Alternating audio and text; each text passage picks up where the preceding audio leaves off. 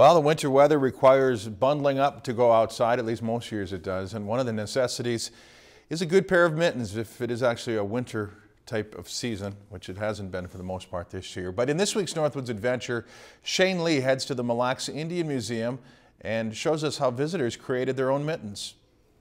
How should one spend a Sunday in which the only football game is the Pro Bowl? How about learning a new trade? Mitten making seems useful enough. At least that's the idea of one Minnesota family. Brought my wife and 3 kids and learned some practical skills that we wouldn't have otherwise been able to learn in the Twin Cities.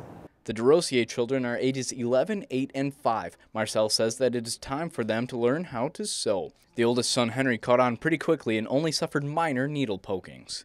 Well, I've actually poked myself a few times, but this is the main spot.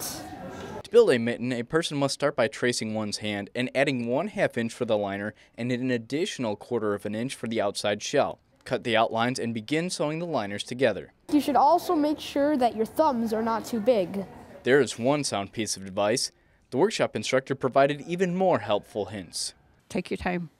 Make sure you got a right one and a left one. One group at the workshop includes sisters from the Twin Cities who regularly take lessons at the Mille Indian Museum, but this is their first experience making mittens.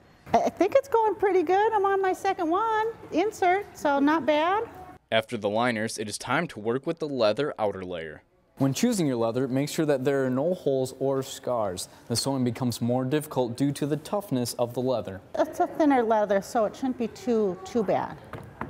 But yeah, I participate. I will be getting poked a lot. The mitten making does not have to end when the workshop does. Many of the participants plan on continuing their work at home. If we get one full hand done today, I think we're good, but we'll have to spend probably another weekend finishing up the mittens.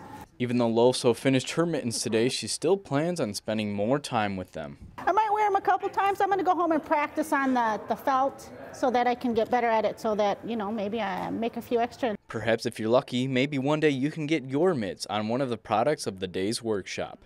Shane Lee, Lakeland News. And perhaps we might actually have a need for mittens sometime this winter. I think we had 1 week where it was pretty cold. It was pretty cold 1 week in January. That's about it.